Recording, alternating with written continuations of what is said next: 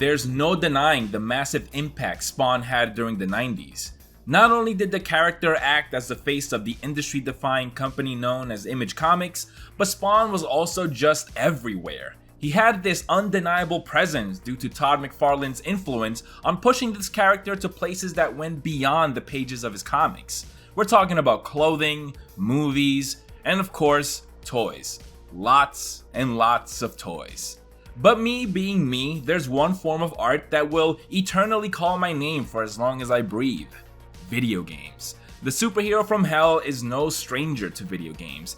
He's had a couple of his own that range from downright terrible to mediocre at best. Spawn's best moments in video games are when he's guest starring in fighting games, see Mortal Kombat 11 and Soul Calibur 2. But there's a Spawn video game out there that's on a type of platform that I tend to be a little less critical of when it comes to its games. I'm talking about handhelds, whether it be Game Boy, flip phones, the N-Gage. I'm fascinated by how creative developers can get when working around the limitations of these consoles. Sometimes games lean into certain genres that may be unconventional given the source material, but make sense as a smaller on-the-go experience. I think of the Harry Potter game on Game Boy Color that's a turn-based strategy game. Or Resident Evil Gaiden, also on Game Boy Color, and its weird but awesome take on combat, where the game switches to a first-person perspective and you're presented with this minigame with a reticle moving left to right and the player has to time their button press just right to land their shots. Does Spawn for the Game Boy Color do something unexpected and creative? Or is it another paint-by-numbers mediocre license game?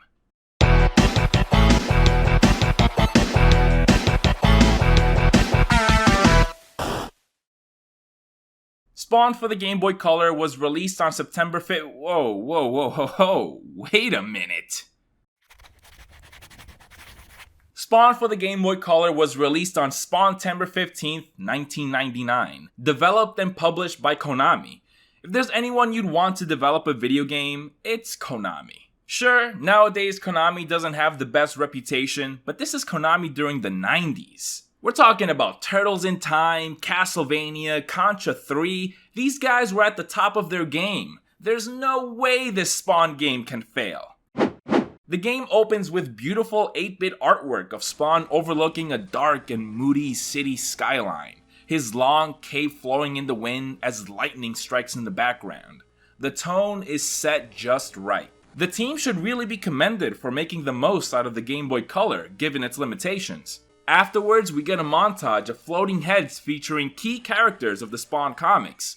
Everything you need to know about Spawn is presented here. Our hero, Al Simmons, the love of his life, Wanda, Jason Wynn, the man responsible for damning Al to hell, and Mel Boja, the ruler of the 8th Circle of Hell and creator of our title character, Spawn. With that, the stage is set for our 8-bit Spawn adventure. Oh, this is interesting. The game lets you pick what stage you want to start in, Mega Man style. Ooh, that motorcycle stage is a little concerning. Forced vehicle sections usually go one of two ways, tolerable or downright infuriating. But we'll cross that bridge when we get there. I'm gonna start where all great stories do, in a smelly old alleyway. Ah, come on guys, what are you doing? Why are Spawn's eyes red? You got everything else right. It's not like you don't have the capability to make his eyes green. You have some green right here. Just take some of that and drop it right into his peepers. Boom. There. Now he's Spawn. Not a great first impression, I'll tell ya. So what kind of game do we have here? It's a licensed video game based on a comic book character for the game, but of course it's a beat 'em up. What did you expect? A Spawn Metroidvania?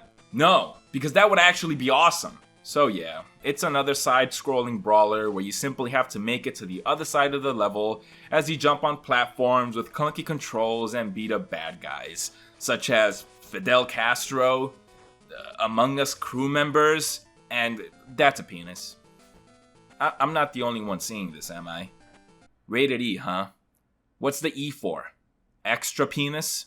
There's a lot of provocative graffiti in this game. Who do you think painted this one? Shoot me. This one can easily be fixed. Todd McFarlane is super into corn? What gives you that idea? There's not a whole lot to this game. It's a brawler like we've seen 1,000 times before, but this is a genre that I can always get behind, especially for superheroes. It's safe, but as long as the combat feels tight and environments are kept fresh, that's all I really need.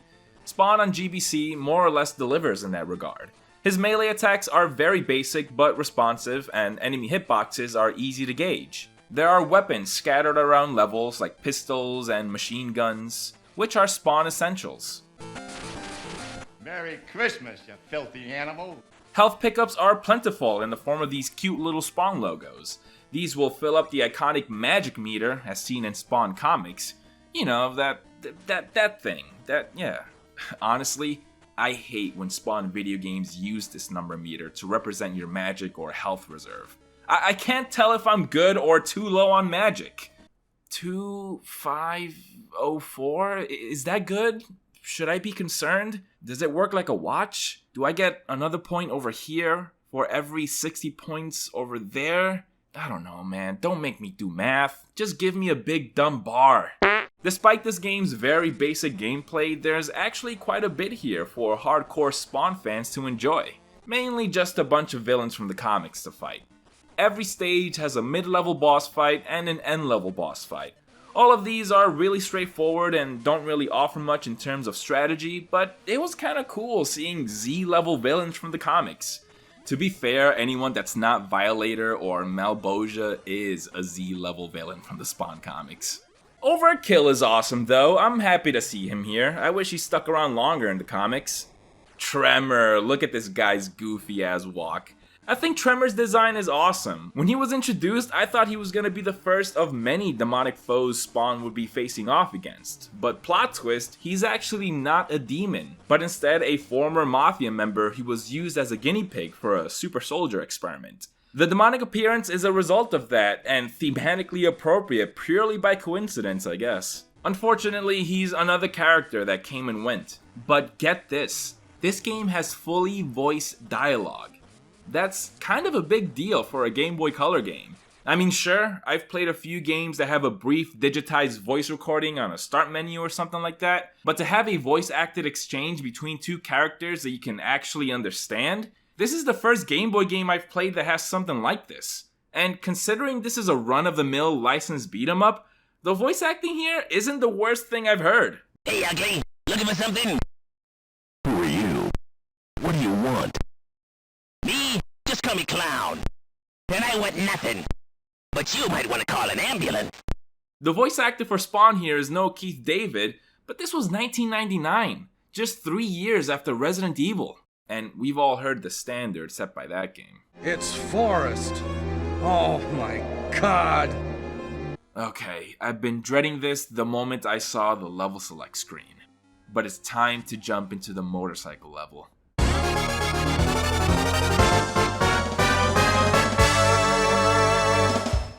You know what? This ain't all that bad. This level is not without its jankiness, most notably when trying to smack enemies off their motorcycles. It's a little difficult to see if you're on the same plane as them, so I ended up missing a bunch of my attacks and taking damage. But this level does serve as a decent set piece to break up the repetitiveness of the standard levels. Look at that guy in the jet ski, he's so cool. Oh my god, it's Billy Kincaid.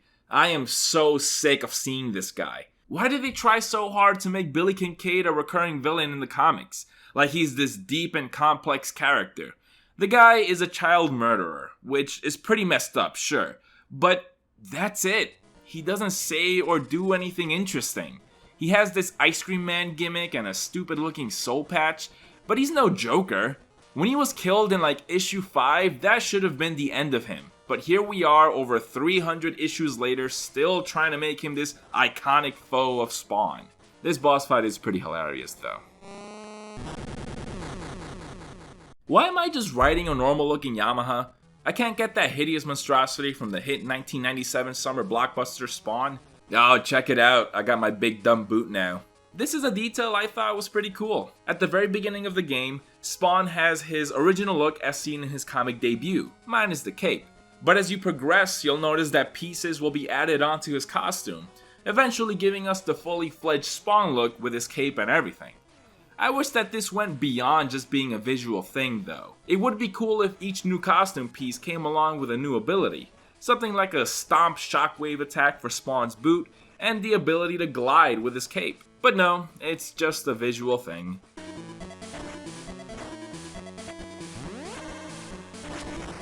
Wait, I had a chain attack this whole time?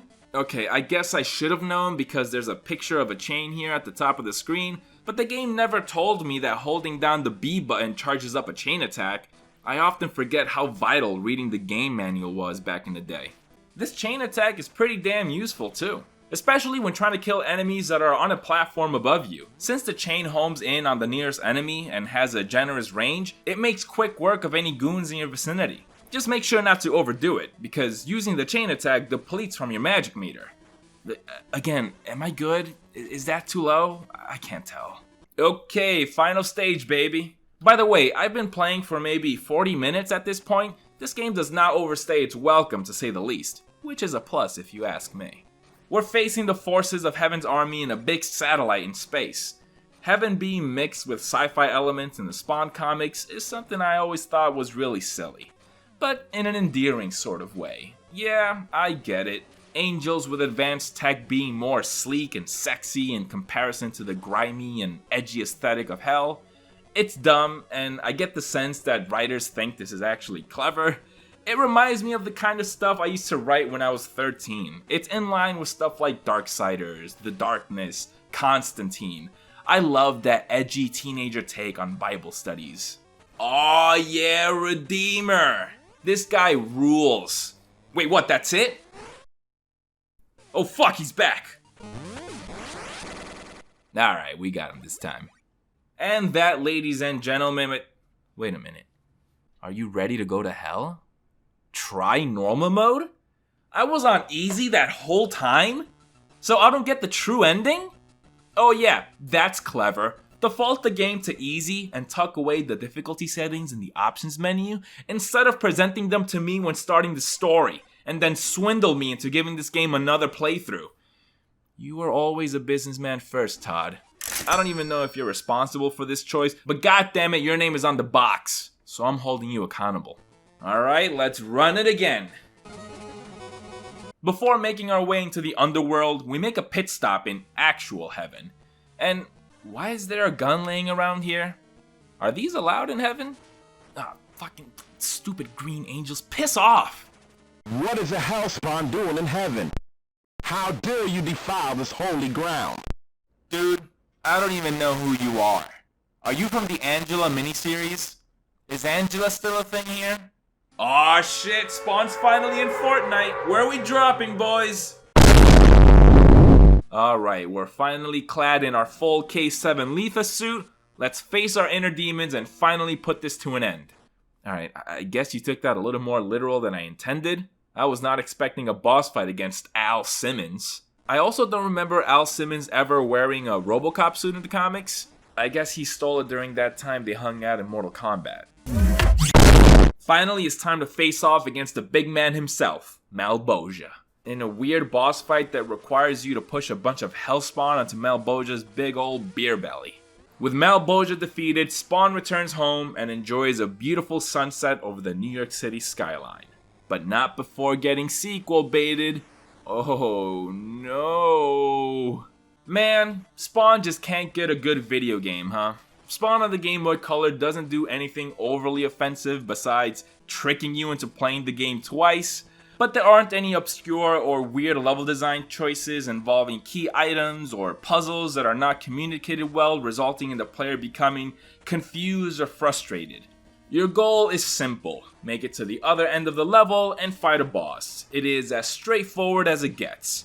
If there's one thing I want to highlight, it's Spawn's impressive runway walk. Work it, make them wait for it. Bam!